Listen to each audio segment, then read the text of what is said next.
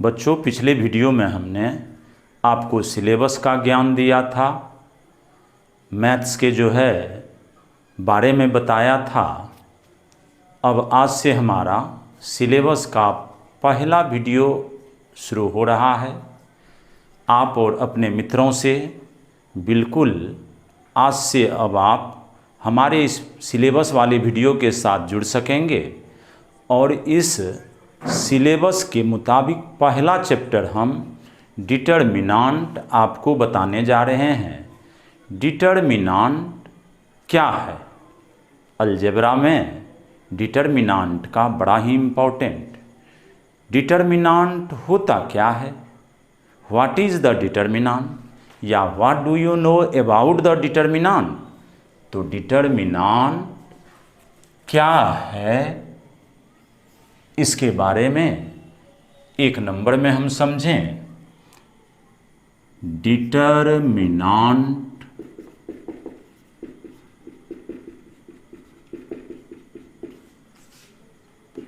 Is the form of A square in which elements are arranged in rows and columns. Determinant is the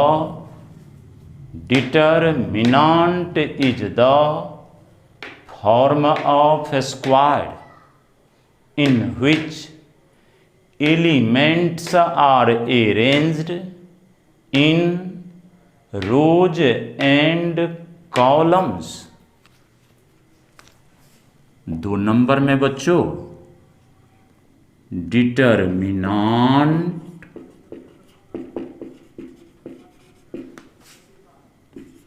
is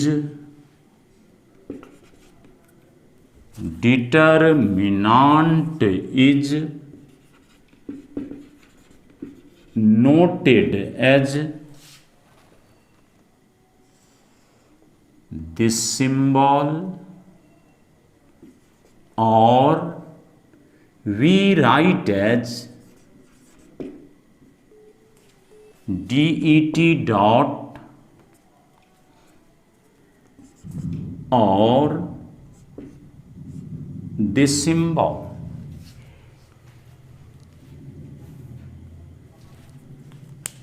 determinant को हम 2 vertical line से भी represent कराते हैं, denote कराते हैं, या det डॉट से भी डिनोट कराते हैं, और ये ट्रायंगुलर साइन के द्वारा भी हम नोट कराते हैं। फॉर एग्जाम्पल 3 नंबर में हम सब अब एग्जाम्पल के द्वारा समझ लें।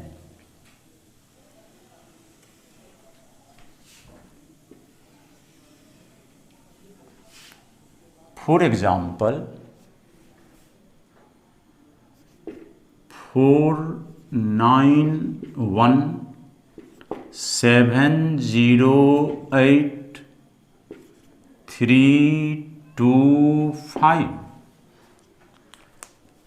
यहाँ पर बच्चों एलिमेंट्स को हम जो अरेंज किए हैं, तो एलिमेंट 4, 9, 1 ये पहला कतार में सजा हुआ है।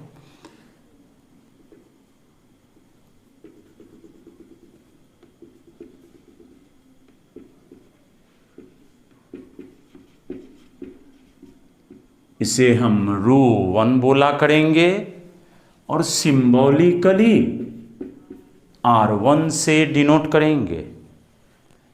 7, 0, 8 ये रो 2 में है और R2 से डिनोट करेंगे। 3 2 5 ये रो 3 में, और R3 से इसे डिनोट करेंगे। पुनः 4 7 3 ये कॉलम 1 में है, C1 से डिनोट कराते हैं। 9 0 2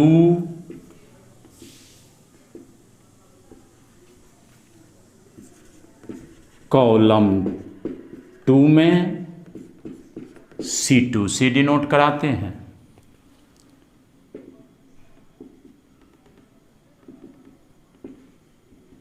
185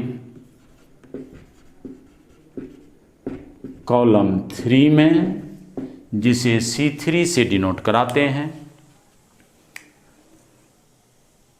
इस डिटर्मिनांट में हम देख रहे हैं first row, second row, third row. तो there are 3 rows belongs under this determinant, and column 1, column 2, column 3 also there are 3 columns. So this determinant contains number of rows that is equal to 3 and number of columns that is equal to 3. 3 row 3 column, 3 row 3 column. That means it contains the form of a square. 3 rows 3 column. In other sense we take as जितना लंबा उतना चौड़ा। लंबाई चौड़ाई बराबर होने के कारण इसका स्ट्रक्चर स्क्वायर के जैसा। सो पहला पॉइंट में हमने मेंशन किया determinant is the form of square. अब इस डिटर्मिनांट से हम इसके कुछ इम्पॉर्टेंट फीचर्स पर हम ध्यान दें।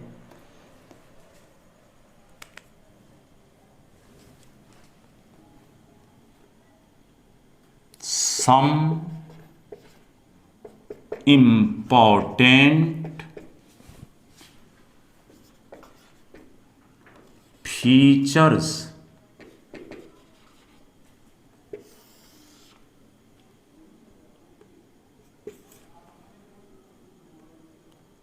this determinant has 3 rows. It has 3 columns.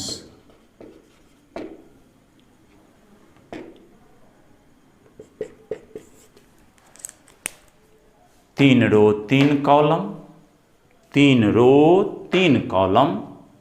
So we say order of this determinant is 3 cross 3. Order of this determinant is 3 cross 3. 3 cross 3 means it has 3 rows and 3 columns. It has 3 rows and 3 columns. चौथा remarks है, इस determinant के order 3 cross 3 होने के कारण there are 9 elements and 9 elements. तो element 4 belongs under first row and first column, first row and first column. तो here we say कि determinant just like a family, determinant just like a family, and this family contains the 9 members. Among all these, element 4 element 4 is known as principal element. Element 4 lies in first row and first column. तो जो element पहला रो पहला column में रहेगा वैसे element को हम principal element या लीडिंग एलिमेंट बोला करेंगे। एलिमेंट 4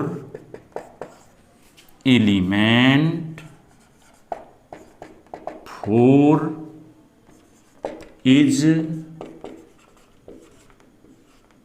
known as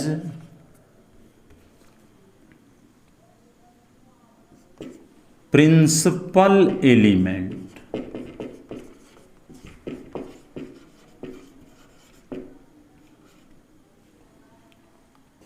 और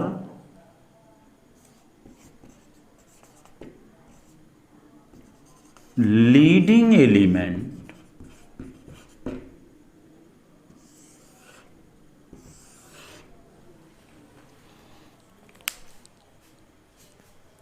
जो element first row first column में पड़ा रहेगा वैसे एलिमेंट को हम प्रिंसिपल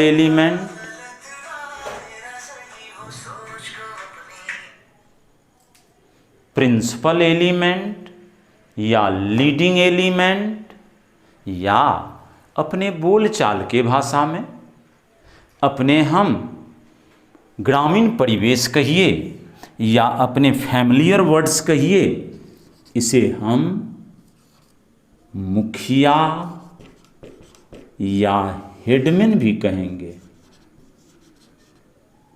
मुखिया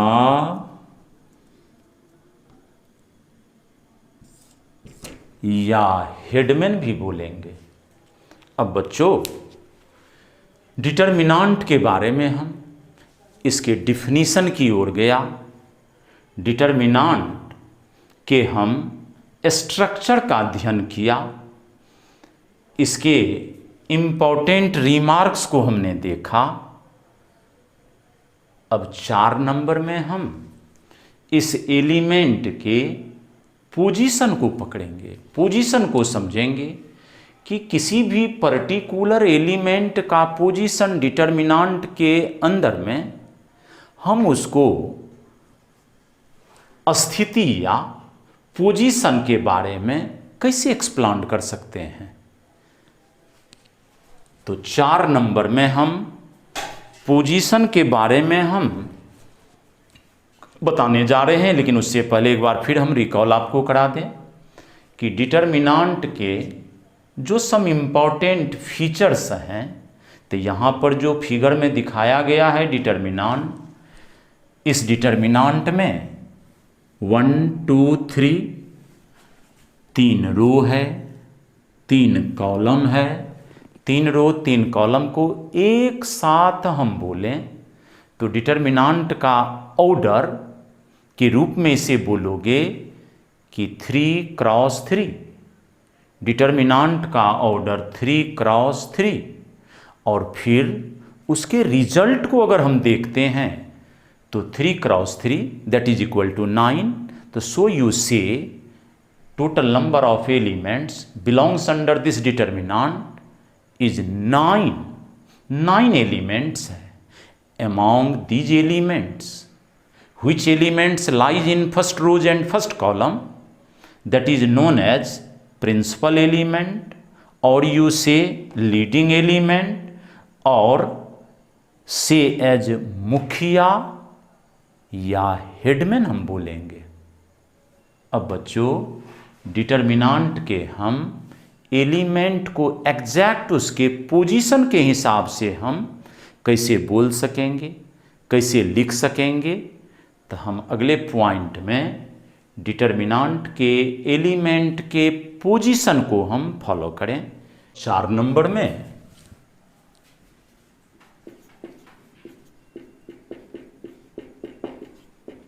position of elements of a determinant. Position of elements of a determinant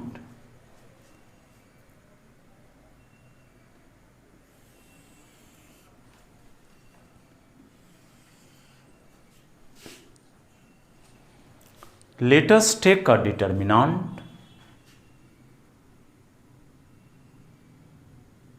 element is denoted by a small a and we write in their suffix as 1 1. A 1 2. A 1 3. 8 to 1. 8 to 2. 8 to 3. A 3 1. A 3 2. A 3 3. All elements of a determinant are represented by a small a and we write here in their suffix as 1 1. So A11 means this element lies in first row and first column. Number 11 form of 2 digits. First digit represent the number of rows and second digit represent the number of column. So here A11 means this element lies in first row and first column. A12 1 होने के कारण यह element पहला रो में और 2 के कारण दूसरा कॉलम में. A12 lies in first row and second column. Similarly, we say as A13 this element lies in first row and third column. A21 number 21 is formed with the help of digit 2 and 1. Digit 2 represent their number of rows and digit 1 represent their number of column.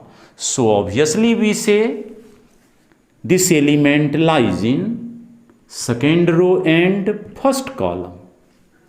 A22 this element lies in second row and second column. A23 second row third column. A31 third row first column. Third row second column. Third row third column.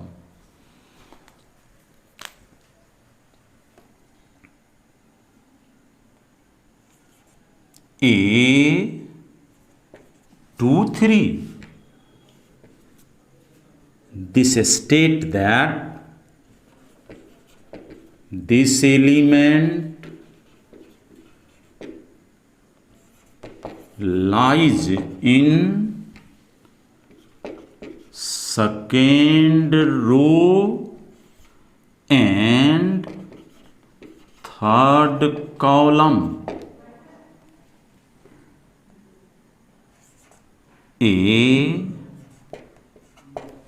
Aij this element lies in ith row and jth column. बच्चों in general ये A11, A12, A13 या A32, A33 इन सभी के बदले में general suffix रखे हैं aij। तो this means this element lies in ith row and jth column. For objective it is very very important. Exam में अक्सर पूछते रहता है कि इस तरह का सिंबॉलिक फॉर्म दे दिया जाएगा और आपको इससे जुड़े हुए मल्टीपल चॉइस क्वेश्चन पूछे जाते हैं कि एलिमेंट का पोजीशन बतावें, तो आप बड़े मजे और बड़े इत्मीनान से बोल सकोगे कि जैसे सफिक्स में देखा कि फर्स्ट अल्फ़ाबेट आई, सेकेंड अल्फ़ाबेट जे, तो फर्दर यू से ith रो jth कॉलम, ith रो jth कॉलम, A23 दूसरा रो तीसरा कॉलम। पहला डिजिट हमेशा रो की संख्या को बताता है और दूसरा डिजिट हमेशा कॉलम की संख्या को बताता है, और इस तरह से बड़े इत्मीनान से आप एलिमेंट के पोजीशन को आप डिटर्मिनेंट के रिस्पेक्ट में बोल सकिएगा।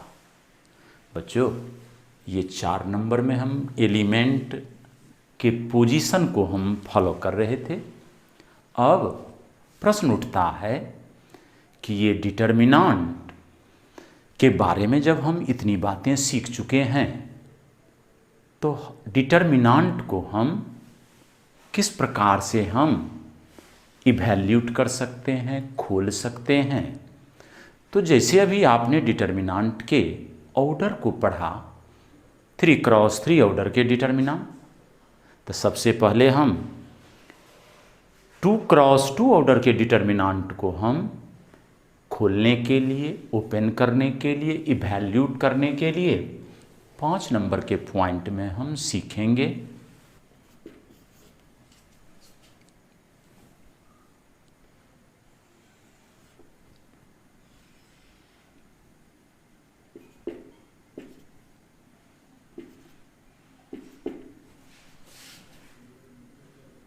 Here this determinant contains the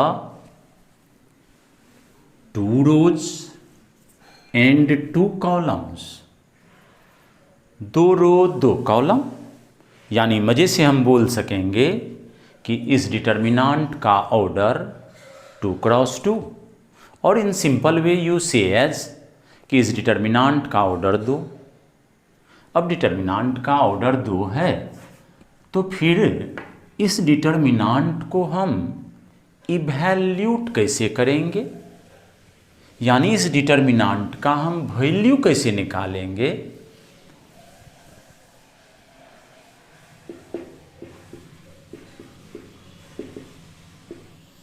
तो सबसे पहले हमको देखना है कि इस डिटर्मिनेंट का लीडिंग एलिमेंट या प्रिंसिपल एलिमेंट या मुखिया कौन है। तो अभी आप लर्न किए थे प्रीवियस पॉइंट में कि जो एलिमेंट पहला रो पहला कॉलम में बैठेगा वही इस डिटर्मिनेंट का प्रिंसिपल है, हेडमैन है, मुखिया है। तो यहाँ पर पहला रो पहला कॉलम में बैठने वाला एलिमेंट 4, तो 4, 4 ये मुखिया है। तो मुखिया के तरफ से हम क्रॉस करते हैं 4 को 5 के साथ और 2 को 3 के साथ, और बड़े इत्मीनान से लिखते हैं 4 cross 5 minus 2 cross 3 that is equal to 20 minus 6 that is 14।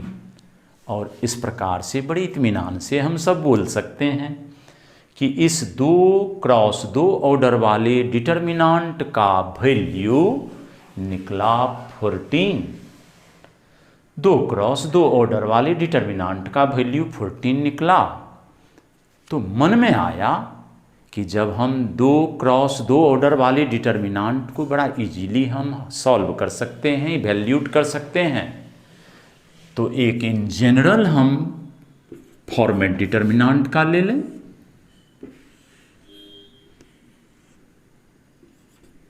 In first row we write element A, element B, second row में सी डी, और फिर इस डिटर्मिनांट का क्या वैल्यू होना चाहिए।